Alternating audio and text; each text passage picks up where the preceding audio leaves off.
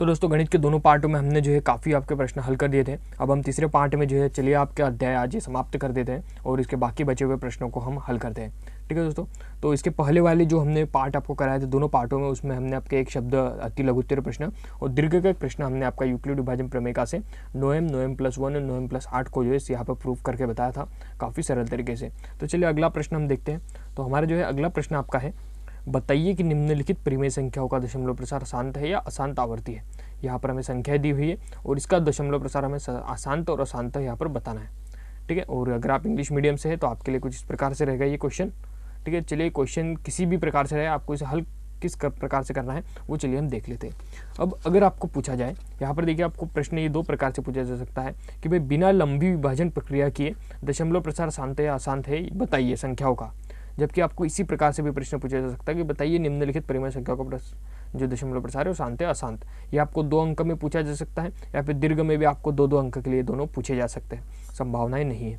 ठीक है, तो यहाँ पर देखिए 17/8 अगर आपको संख्या आ जाती है कि भाई इनको दशमलव प्रसार या किसी प्रकार की दूसरी संख्या आ जाती है तो आपको बस क्या कर देना है, यह जो संख्या है जैसे 17/8 दी हुई है तो नीचे की जो संख्या रहेगी आपकी 8, इसको आपको तोड़ना है गुणनखंडों में। गुणनखंडों में मैंने आपको बताया था किसे कहते हैं, यानी हम चिन्ह लगाकर उसे गुणनखंडों में तोड़ देंगे और गुणनखंडों में तोड़ने के बाद अगर वो संख्या में 2 और 5 आते हैं, ठीक है, तो वो संख्या होगी शांत, और अगर 2 और 5 नहीं आते तो वो संख्या होगी अशांत। ठीक है, तो चलिए हम जो इसे कर देखते हैं। ठीक है, दोनों प्रश्न हम एक साथ करेंगे। सबसे पहला प्रश्न आपका रहेगा 17/8, उसके बाद में आपका यहाँ पर दूसरा प्रश्न इन्होंने दिया है 64/455। ठीक है, तो चलिए सबसे पहले 17/8 को यहाँ पर हल करते हैं। ठीक है, इसके लिए मैंने आपको कहा था कि भाई जो आपको 8 है 8 को गुणनखंडों में तोड़ना है। ठीक है, चिन्ह हम लगा देंगे, 8 लिख देंगे। ठीक है, 2 चौके 8, 2 के पहाड़ में 4 बार में 8 आते हैं, 2 के पहाड़ में 2 बार में 4 आते हैं और 2 एकम 2, तो क्या आया हमारा 2 × 2 × 2, ये किसके है हमारे 8 के। तो मैंने आपसे कहा था अगर इनमें 2, ठीक है, तो इसका नियम क्या है शांत का। शांत का नियम क्या है कि हमारी जो संख्या है वो 2n और 5n के रूप की होनी चाहिए, तब जो है हमारा जो है दशमलव प्रसार होगा वो शांत होगा, या फिर इसमें 2 5 होने चाहिए। तो आपका कहना हो सकता है कि इसमें 2 है 5 नहीं है, तो अगर किसी संख्या में केवल 2 आते हैं या केवल 5 आते हैं तो हम उसे जो है लिख सकते हैं इस प्रकार से, जैसे यहाँ पर देखिए 2 दिए है। ठीक है, 2 लिखेंगे, उसके ऊपर n यानी हमें इसके घातों के रूप में लिखना है, तो कितने 2 है 1 2 3। ठीक है, 3 है तो हम इसके ऊपर सिंपल से यहाँ पर 3 लिख देंगे। उसके बाद यहाँ पर गुना लगा के यहाँ पर 5, और ये 5 की जो घात है वो 0 ली हुई, क्योंकि 5 तो हमारे पास नहीं है, तो ये हमारा क्या हो जाएगा शांत। ठीक है, शांत हो गया, क्योंकि 5 का मान अगर 0 हम रख दे तो कुछ भी नहीं होने वाला है। तो इस प्रकार से जो इसका आंसर आपका आ जाएगा। ठीक है, इसी प्रकार से इसका आंसर लिखना है। तो आप कंफ्यूज हो रहे होगे थोड़ा सा, तो चलिए हम इसे भी जो है हल करते हैं, उसके बाद में आप जो है आपका डाउट काफ़ी हद तक क्लियर हो जाएगा। तो इसके लिए भी जो है सबसे पहले तो सबसे जो नीचे वाली संख्या रहेगी, जो भी संख्या दी है उसके नीचे वाली संख्या ले लेंगे और उसको गुणनखंडों में तोड़ देंगे, जैसे आपके सामने 455। ठीक है, तो चलिए 5 से तोड़ते हैं। 5 के पहाड़े में 9 बार में 45 आते हैं आपके, और 5 के पहाड़े में 1 बार में आता है आपका। उसके बाद में यहाँ पर 7 के पहाड़े में जो है 13वें स्थान पर जो है यहाँ पर जो 91 आ जाएगी, या फिर आप इसे इस प्रकार से तोड़ सकते हैं।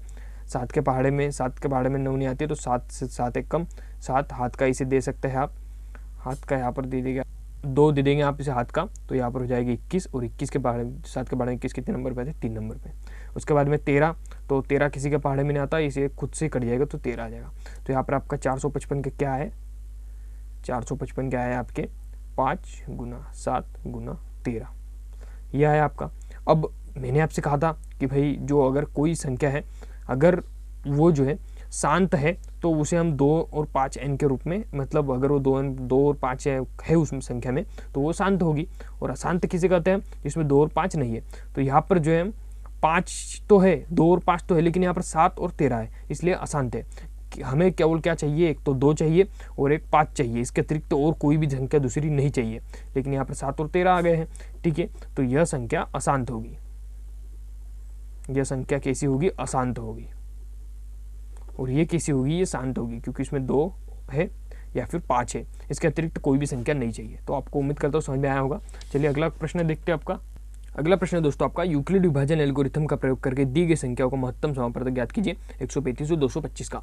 अब ये जो हम प्रश्न पहले कर चुके हैं, जो कि हमने आपका किया था सबसे पहले ही प्रश्न में, अति लघु उत्तरीय में 135 और 225 का HCM ज्ञात करने को हमसे कहा गया था।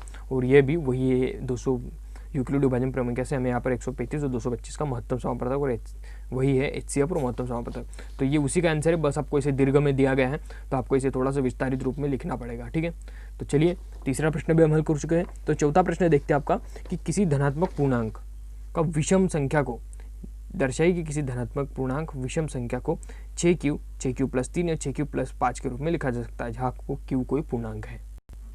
तो दोस्तों इस प्रश्न को करने के लिए आपको इसी प्रश्न के अंदर से ही सभी चीज़ें लिखनी है, वहीं पर आपका ये प्रश्न सॉल्व हो जाएगा, आपको कहीं से कुछ याद करने की जरूरत नहीं है। तो देखिए दोस्तों प्रश्न हमसे क्या कहता है कि दर्शाइए कि किसी धनात्मक विषम पूर्णांक संख्या को, ठीक है, हमें यहाँ पर क्या दर्शाने को कहा गया है, दर्शाइए कि किसी धनात्मक विषम पूर्णांक को। अब हमें यहाँ पर दर्शाने को कहा गया है तो हम सीधा यहाँ पर मानेंगे इसका उल्टा, मतलब यहाँ पर हमें कहा है विषम संख्या, पूर्णांक विषम संख्या को मानने को कहा, तो हम क्या मानेंगे, धनात्मक जो पूर्णांक है उसको मानेंगे 6, ठीक है। और धनात्मक पूर्णांक को जब हम मानेंगे तब हमारे सामने धनात्मक पूर्णांक आ जाएंगे, ठीक है, जितने भी धनात्मक पूर्णांक रहेंगे वो आ जाएंगे। फिर उनके बाद में हम जो विषम पूर्णांक है उनको आपको दर्शा देंगे। चलिए कैसे, तो चलिए हम इसे हल करते हैं। ठीक है, हल में आपको लिखना है। अब मैंने आपसे कहा था आपको उल्टा लिखना है जो प्रश्न में दिया है। प्रश्न में क्या दिया है, दर्शाइए कि किसी धनात्मक विषम पूर्णांक को, हम यहाँ पर क्या लिखेंगे, माना कि a, हम a को एक मान रहे कि भाई माना जो a है वो धनात्मक पूर्णांक है। क्या है, धनात्मक पूर्णांक है।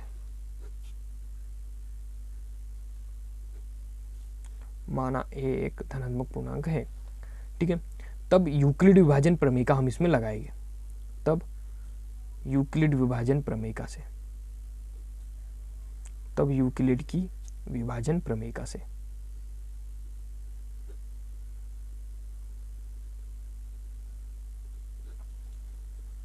और यूक्लिड की विभाजन प्रमेय हमें क्या कहती है दोस्तों, a बराबर BQ+R। ठीक है, मैंने आपको समझाया था कि यूक्लिड की विभाजन प्रमेय हमें क्या कहती है, a बराबर BQ+R। अब यहाँ पर b क्या है हमें, तो देखिए दोस्तों अगर आप इस प्रश्न में देखें तो यहाँ पर क्या दिया हमें 6q+1, तो r का मतलब तो यहाँ पर 1 से लिया गया, लेकिन जो 6 है आपका वो b के स्थान पर दिया है, तो हमारे यहाँ पर क्या आएगा 6q। तो हम इसे इस प्रकार से लिखेंगे दोस्तों 6q+R। ठीक है, तो a बराबर 6q+R से a बराबर 6q/R, और यहाँ पर लिखेंगे जहाँ r के मान, और मैंने आपको बता दूं दोस्तों r के मान जो रहेंगे वो 6 से छोटे रहेंगे, तो जहाँ r के मान यानी r बराबर क्या हो सकते हैं दोस्तों, 6 से छोटे संख्या ले लीजिए आप, 0 ले सकते हैं, 1 ले सकते हैं, 2 ले सकते हैं, 3 तक ले सकते हैं, और 4 भी ले सकते हैं और 5 भी ले सकते हैं, लेकिन 6 के ऊपर नहीं ले सकते। तो r के मान ठीक है, यह संभवतः है, संभवतः है, ठीक है। तब अर्थात, ठीक है, अर्थात आपको इसे अर्थात लिख देना है, तब भी आप लिख सकते हैं अर्थात a के मान, तब अर्थात जो हमारा a क्या मिलेगा जब हम रखेंगे, तब a हमें मिलेगा, तब a बराबर हमने क्या माना है, जब हम रखेंगे 6q धन, अब r की जगह आपको जो रखते चले जाना है, अगर हम r की जगह 0 रखेंगे तो क्या आएगा आपका 0, तो क्या आएगा आपका a बराबर 6q। अगर हम r की जगह पे 1 रखेंगे तो क्या मिलेगा आपको a का मान, ठीक है। चलिए हम इतनी लंबी प्रोसेस नहीं लेके जाते, जब हम इसी सूत्र में r की जगह 1 रखेंगे तो हमें क्या मिलेगा 6q/1। जब r की जगह पे जब हम 2 रखेंगे तो हमें क्या मिलेगा 6q/2। वही 3 रखेंगे तो क्या मिलेगा 6q/3। वही 4 रखेंगे तो क्या मिलेगा हमें 6q/4, और वही अगर हम 5 रखेंगे तो 6q/5 है जहाँ जो आपका q क्या है वो कोई भाजक है, क्योंकि हमने q तो दर्शाया नहीं है, तो भाई q कोई भी भाजक हो सकता है, जहाँ q कोई भाजक है, ठीक है, ठीक है। अब यहाँ पर आपको लिख देना है कि जहाँ पर जो है, यहाँ पर जहाँ जो आपका 6q/1, ठीक है, सॉरी 6q/2, ठीक है, यहाँ पर और आपका 6q और 6q जो है आपका यहाँ पर 4, एक गुणनखंडों के रूप में हम इसे विभाजित कर सकते हैं। ठीक है, यह एक